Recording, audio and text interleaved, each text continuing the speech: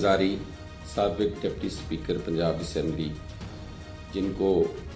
पिछले कुछ दिनों से पॉलिटिकल विक्टिमाइजेशन और उनको आइन की बालादस्ती के लिए एक अदालती अहकामात की तकमील के लिए उन्होंने अपनी आइनी और कानूनी ज़िम्मेदारियां पूरी करते हुए पंजाब असम्बली के अंदर एक इजलास कंडक्ट किया, जिसके सिलसिले में वो ज़ेरे अताब आए और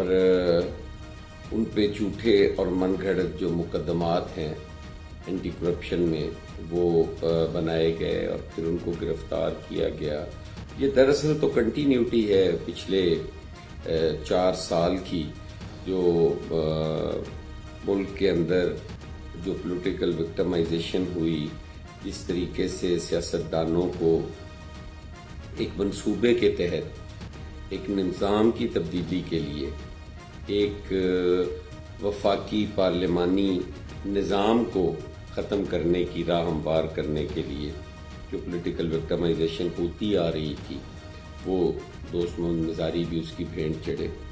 और हम सलाम पेश करते हैं दोस्त मोहम्मद मज़ारी को, जिन्होंने अपनी आइनी ज़िम्मेदारियां पूरी करने के लिए ये सारा इक़्तिदार भी छोड़ा और आज वो कैदोबंद की सोबतें बर्दाश्त कर रहे हैं। यहाँ पे ही ख़त्म नहीं होती।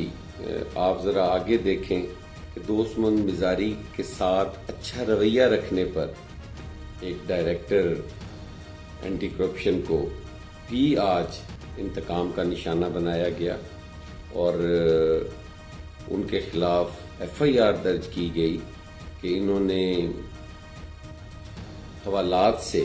उन्हें बाहर निकाला है और अपने ऑफिस में बिठाया है और उनसे कोई बातचीत की है। मैं नहीं समझता कि कोई भी अफसर जो है वो कोई आउट ऑफ द वे किसी को रिलीफ दे सकता है इस